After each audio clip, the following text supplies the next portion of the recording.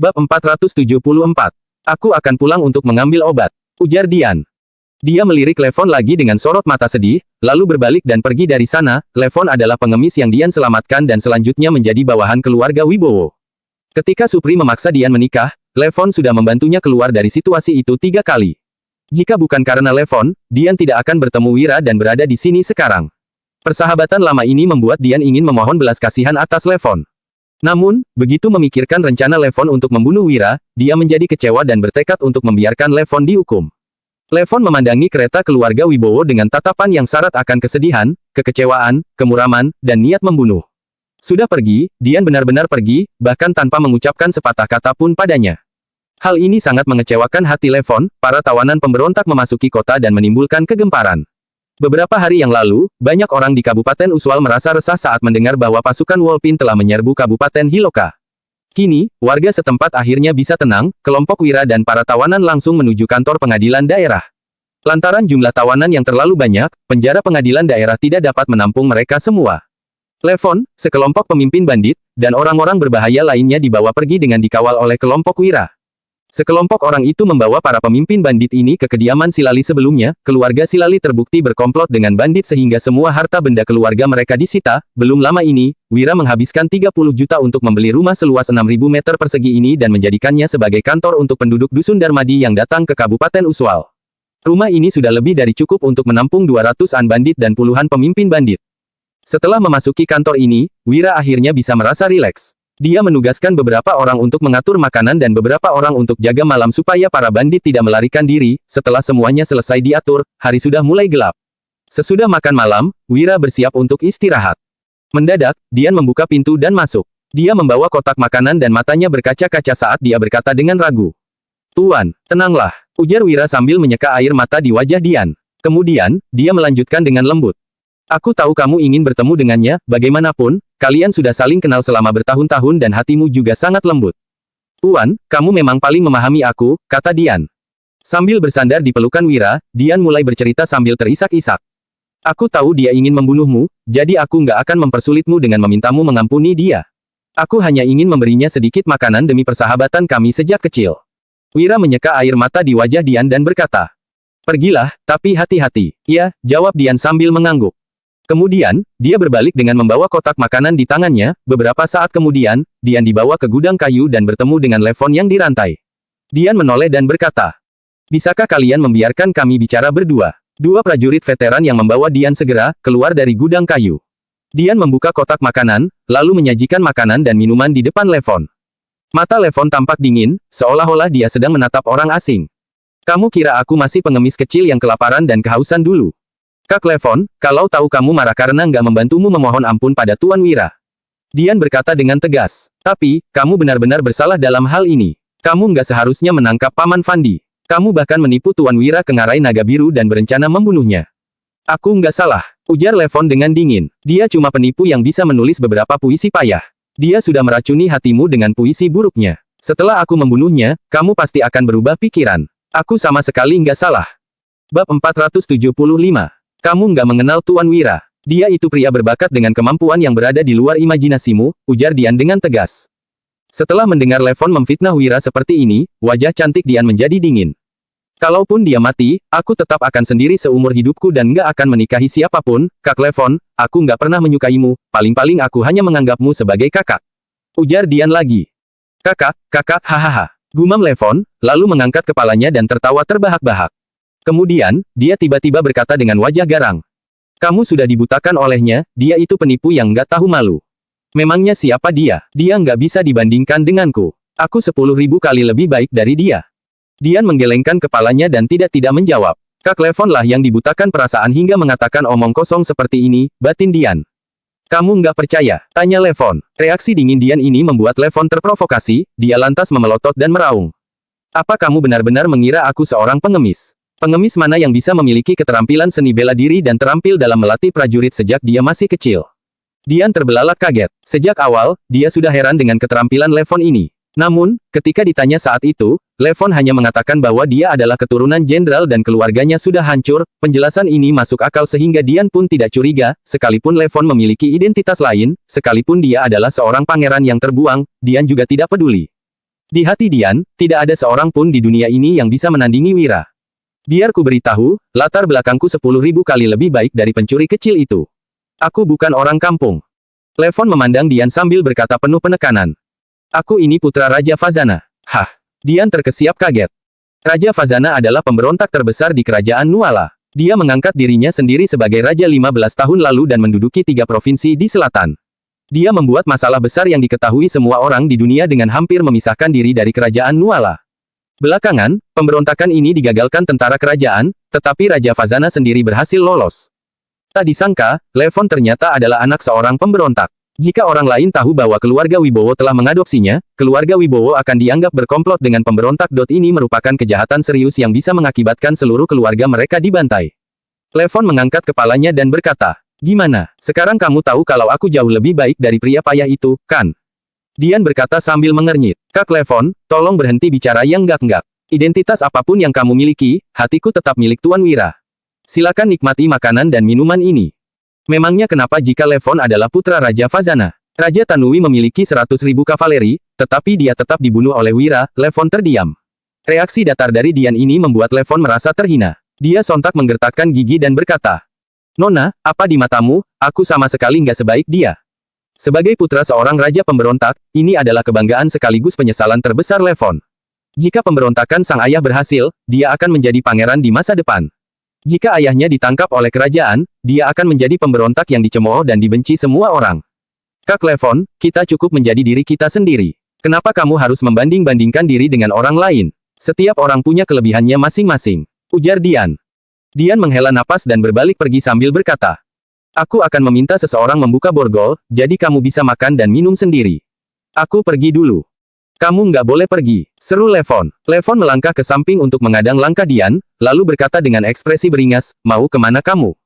Apa kamu mau pergi melayani pria busuk itu? Kamu mau membuka pakaianmu untuknya? Kenapa kamu begitu murahan? Kalau kamu nggak peduli sama etika dan rasa malu, untuk apa kamu berlagak benar di depanku?"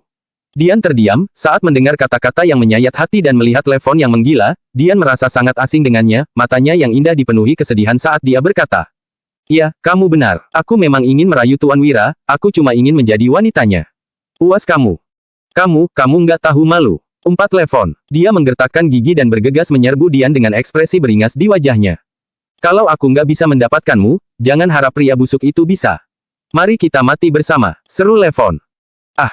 seru Dian sambil mundur dengan ngeri. Bab 476.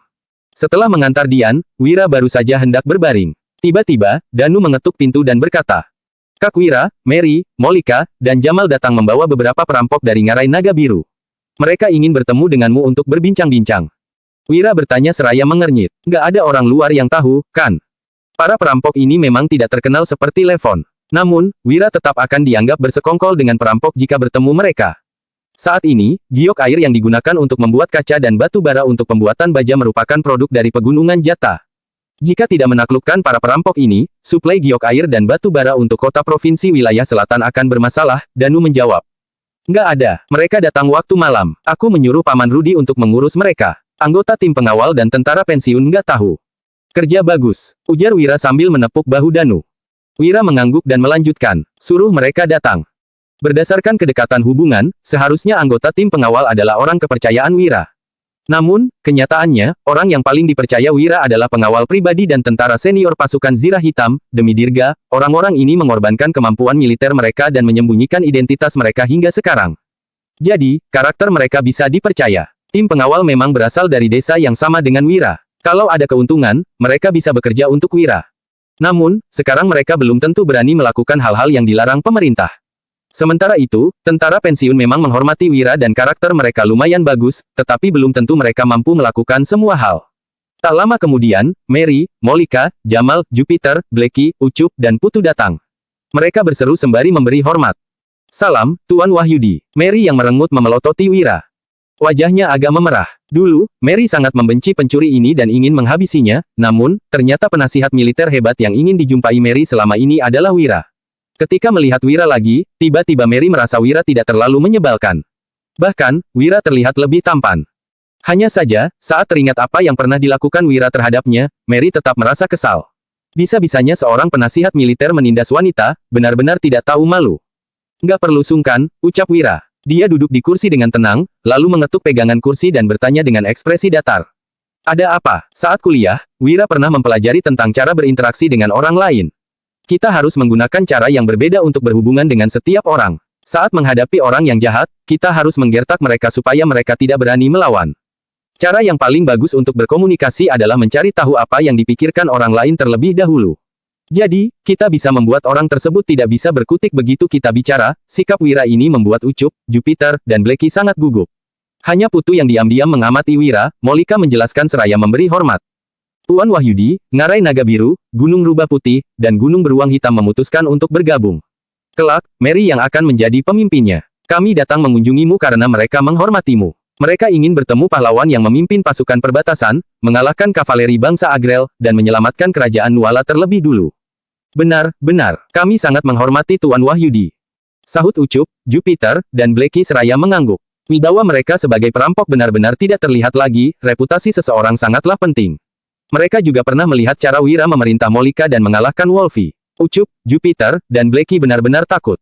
Wira tersenyum sinis, lalu menimpali. Molika, kamu datang ke Kabupaten Uswal dengan mengambil risiko dipenggal hanya untuk bicara omong kosong seperti ini. Molika tersenyum canggung dan mengaku. Memang nggak ada yang bisa disembunyikan dari Tuan Wahyudi. Mary ingin bertemu denganmu. Bab 477. Molika dan Jamal khawatir. Jupiter dan Blacky juga tidak tenang, serta takut Ucup ingin menguasai gunung sendirian, makanya mereka membawa Ucup ke sini.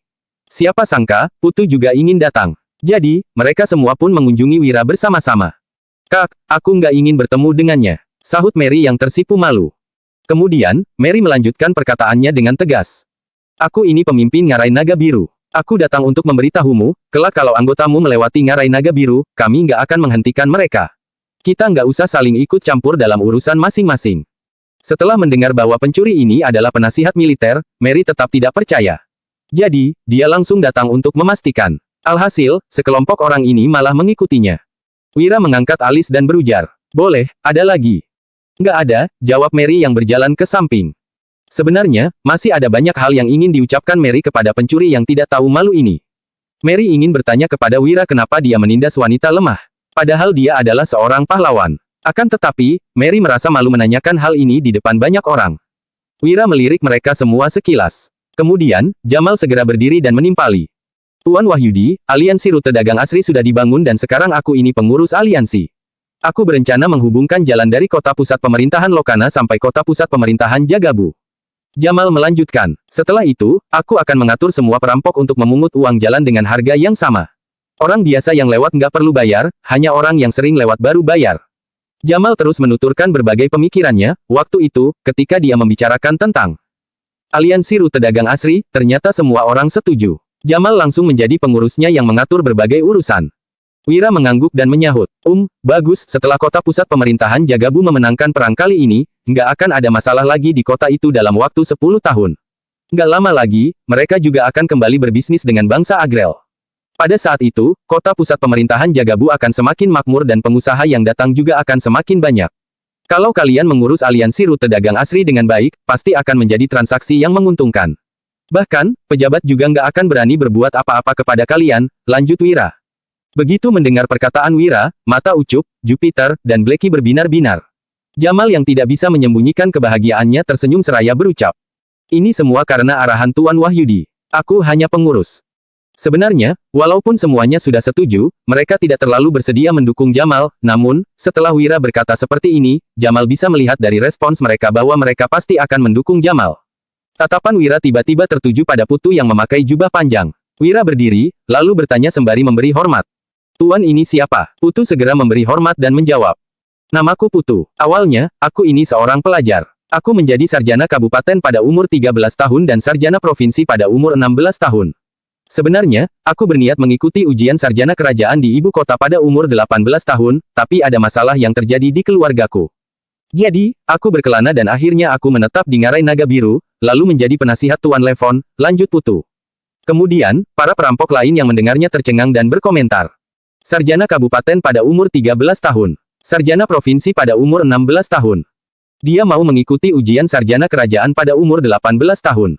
Biasanya, orang terpelajar seperti ini pasti akan menjadi pejabat tinggi dan sarjana tingkat tertinggi, akan tetapi, Putu malah tinggal di ngarai naga biru untuk menjadi penasihat.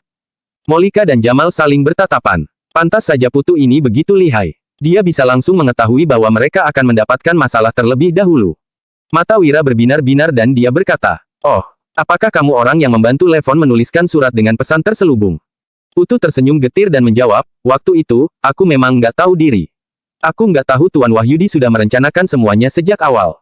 Wira menyahut seraya memberi hormat. "Aku tetap ingin berterima kasih atas niat baik Tuan Putu." Wira bersikap tegas kepada para perampok, tetapi bersikap sungkan kepada Putu. Sekelompok perampok yang melihatnya diam-diam mengeluh.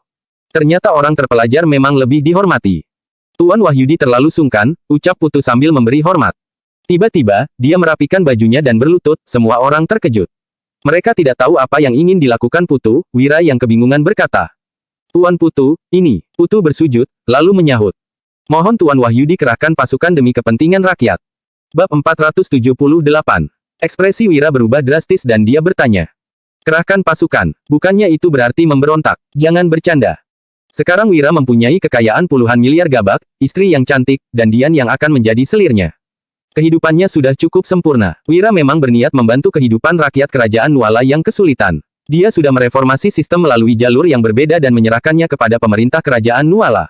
Asalkan langkah reformasinya tepat, kehidupan rakyat akan menjadi lebih baik dan kerajaan Nuala akan bertahan sampai ratusan tahun. Mengenai pemberontakan untuk menyelamatkan negara, Wira tidak pernah memikirkannya. Dia juga tidak mampu melakukan aksi itu." Ucup tersenyum sinis. Waktu itu, Wolfie memberontak karena mendengar saran Putu, mereka pun menyerang kabupaten dan membunuh pemimpin kabupaten. Sekarang, Putu menghasut Wira untuk memberontak lagi. Jamal dan Molika terkejut. Putu ini memang suka mencari masalah. Beraninya dia menghasut Wira untuk memberontak. Putu terlihat menggebu-gebu saat menjelaskan, "Tuan Wahyudi, aku nggak bercanda. Saat ini, Raja kurang kompeten dan pejabat korupsi sehingga rakyat hidup menderita. Sudah saatnya untuk mengganti pemerintahan. Negara ini membutuhkan raja yang baru untuk menguasai pemerintahan dan memimpin seluruh rakyat." Segerombolan perampok mengangguk. Mereka melakukan aksi pemberontakan karena kehidupan mereka sangat sulit. Kalau tidak, mereka juga tidak ingin menjadi perampok. Sementara itu, Wira hanya mengernyit dan terdiam. Putu lanjut menghasut, "Tuan Wahyudi, kamu masih muda, berbakat, dan juga baik hati. Kamu sangat cocok menjadi raja. Kamu baru saja mengalahkan bangsa Agrel di perbatasan, pengaruhmu cukup besar dan kamu sudah mendapatkan kepercayaan para pasukan. Selain itu, Panglima Yuda juga ada di kota pusat pemerintahan Jagabu. Panglima Dirga dicelakai oleh pemerintah, Panglima Yuda pasti ingin membalaskan dendam untuk ayahnya. Asalkan kamu mengerahkan pasukan, Panglima Yuda pasti akan menyetujuinya. Ditambah dengan bantuan perampok dari kota pusat pemerintahan Jagabu dan Lokana, kamu bisa menguasai provinsi Jawali dengan mudah dan menjadikannya fondasi kekuasaanmu," lanjut Putu. Ucup, Jupiter, dan Blacky mulai merasa antusias. Setelah menguasai satu kabupaten, mereka sudah cukup hebat. Kalau menguasai satu provinsi, bukannya mereka akan makin berkuasa. Mary, Molika, dan Jamal diam-diam memperhatikan ekspresi Wira. Apabila Wira memutuskan untuk memberontak, mereka juga akan mendukung Wira. Bagaimanapun, Wira adalah penasihat militer yang mengalahkan bangsa Agrel. Kemungkinan untuk menang sangat besar. Wira mencibir, lalu menyahut, "Ada lagi." Putu menambahkan, "Dengar-dengar, Tuan Wahyudi dan Tuan Putro punya hubungan yang sangat dekat. Tuan Putro itu seorang cendekiawan dan dia sudah lama merasa nggak puas dengan pemerintah karena pasukan Zirah Hitam. Asalkan kamu mengerahkan pasukan, pasti bisa mendapatkan bantuannya. Kamu bisa menyerahkan urusan administrasi wilayah yang berhasil dikuasai kepada Tuan Putro, kehidupan rakyat akan segera pulih, lalu mereka akan menyediakan lebih banyak pangan untukmu dan dukungan militer," lanjut Putu. Wira hanya mencibir dan tidak berbicara. Putro pernah menjadi pejabat tingkat ketiga dan dia memang mempunyai kemampuan yang hebat, namun, keluarga Gumilar sangat terkenal. Mana mungkin mereka mau ikut memberontak? Putu berkata lagi. Panglima Yuda akan memimpin pasukan dan Tuan Putro akan mengurus administrasi. Ditambah dengan pengaruh Tuan Wahyudi, asalkan bisa mengerahkan pasukan dan menguasai negara, pasti akan ada orang terpelajar dan jenderal yang mendukungmu. Mengambil alih pemerintahan hanya masalah waktu. Mohon Tuan kerahkan pasukan untuk menyelamatkan rakyat." Selesai berkata, Putu melirik ke samping. Ucup, Jupiter, dan Blacky sangat bersemangat. Mereka semua berlutut dan berujar, "Mohon Tuan kerahkan pasukan. Mohon Tuan kerahkan pasukan." Sahut Jamal dan Molika yang ikut berlutut. Mereka juga merasa antusias. Hanya Mary yang tetap berdiri di tempat. Dia tidak terlalu tertarik dengan pemberontakan dan tidak ingin bersujud kepada Wira. Di sudut ruangan, Danu yang berkeringat dingin ketakutan. Kalau tahu segerombolan orang ini ingin menghasut Wira untuk memberontak, dia tidak akan membiarkan mereka masuk. Saat ini, kehidupan di Dusun Darmadi sangat nyaman. Tidak ada yang ingin memberontak dan orang yang melakukan aksi pemberontakan akan dipenggal. Di luar ruangan, Rudy dan David yang berjaga terkejut. Keinginan yang terpendam selama bertahun-tahun pun muncul. Akan tetapi, tidak ada yang mengatakan atau melakukan apapun. Wira yang dari tadi belum berkomentar mendengus, lalu berucap. Jadi ini tujuanmu mengerahkan pasukan. Aku pikir kamu sehebat apa, ternyata kamu sama sekali nggak paham dengan pemberontakan. Putu tertegun sejenak, lalu menyahut. Tuan Wahyudi, mohon petunjuknya. Bab 479. Ini adalah serangkaian rencana yang Putu buat menurut persyaratan Wira dan semuanya dipikirkan dengan cermat. Namun, Wira malah mengkritik Putu tidak memahami pemberontakan. Putu merasa tidak puas. Wira bertanya, apa kamu tahu persyaratan pertama untuk pemberontakan yang berhasil bagi dinasti yang rezimnya cukup stabil? Para perampok termangu. Mereka berani melakukan aksi pemberontakan, tetapi tidak pernah memikirkan persyaratan apapun. Putu terdiam lagi, lalu berucap, Tuan Wahyudi, mohon petunjuknya. Wira menyahut, bagi dinasti yang rezimnya stabil, persyaratan pertama untuk aksi pemberontakan yang berhasil adalah dilakukan pada periode akhir dinasti dan saat negara mengalami bencana besar. Pada generasi selanjutnya, ketika dunia dibanjiri dengan berbagai informasi, banyak sekali pembahasan tentang pemberontakan di zaman kuno. Wira juga pernah membaca tentang hal ini. Molika dan Jamal merenung sejenak, lalu mengangguk setuju. Sementara itu, Mary, Ucup, Jupiter, dan Blacky sama sekali tidak mengerti. Putu mengacungkan jempolnya seraya berujar. Tuan Wahyudi memang bijaksana. Pada periode akhir dinasti, keuangan pemerintahan pasti akan bermasalah. Begitu negara mengalami bencana besar, pemerintah nggak punya dana untuk mengurusnya. Korban bencana di berbagai tempat akan telantar dan kehilangan tempat tinggal. Asalkan ada orang yang memimpin aksi pemberontakan, sejumlah korban bencana akan berkumpul untuk mengikuti orang itu. Pasukan militer pun akan langsung berkembang menjadi makin kuat, lanjut Putu. Jamal dan Molika yang berpikir demikian juga mengangguk. Kemudian, Wira menceletuk. Salah. Apa? Seru Putu, Jamal, dan Molika yang kebingungan. Jamal bertanya. Tuan Wahyudi, korban bencana sudah tersebar di berbagai tempat, bukannya sangat gampang mengajak mereka memberontak. Mary menatap Wira. Dia juga berpikiran sama. Wira mendesah, lalu menjelaskan. Korban bencana hanya mau meminta makanan. Kalau kamu mengajak mereka untuk berebut makanan, mungkin nggak masalah. Tapi, kalau kamu mau mengajak mereka ikut memberontak bersama kalian, ini berhubungan dengan persyaratan kedua untuk melakukan aksi pemberontakan, lanjut Wira. Putu memberi hormat dan berucap, Tuan Wahyudi, mohon petunjuknya lagi. Jamal dan Molika memelotot. Bahkan, Mary, Ucup, Jupiter, dan Blacky juga penasaran. Wira sedang mengajarkan rahasia pemberontakan. Perampok yang ambisius pasti ingin belajar. Wira berkata, merampas harta orang kaya dan pembebasan pajak. Ini adalah inti dari teknik tingkat tinggi dan melibatkan perjuangan kelas, akan tetapi, tidak ada gunanya memberi tahu orang-orang ini karena mereka tidak bisa memahaminya. Putu mengacungkan jempol seraya menimpali. Kesimpulan Tuan Wahyudi benar-benar mendalam, pada periode akhir dinasti, mobilitas sosial akan bermasalah sehingga muncul kesenjangan sosial. Inti dari mengganti pemerintahan adalah melawan orang kaya dan merebut harta mereka. Dengan begitu, sebagian besar orang miskin akan mendapatkan makanan dan inilah yang diinginkan rakyat. Asalkan bisa menggalakkan aksi untuk merebut harta orang kaya dan pembebasan pajak, rakyat pasti akan mendukung pemberontakan. Siapapun yang bisa memenangkan hati rakyat akan berhasil, lanjut Putu. Molika dan Jamal sangat antusias. Mereka seperti mendapatkan pencerahan. Bahkan, Mary yang merupakan perampok wanita juga mulai bersemangat dan tidak sabar. Mereka semua tahu kapan waktunya untuk melakukan aksi pemberontakan dan bagaimana memenangkan hati rakyat. Salah, seru Wira. Ucapannya ini langsung membuat semua orang terdiam di tempat. Salah lagi, ujar Putu yang tercengang. Kemudian, dia berucap sembari memberi hormat. Tuan Wahyudi, mohon petunjuknya lagi. Wira mendesah, lalu menjawab. Pada berbagai dinasti, banyak aksi pemberontakan yang terjadi saat periode akhir dinasti. Tapi, apa kamu pernah melihat orang yang pertama kali memberontak berhasil?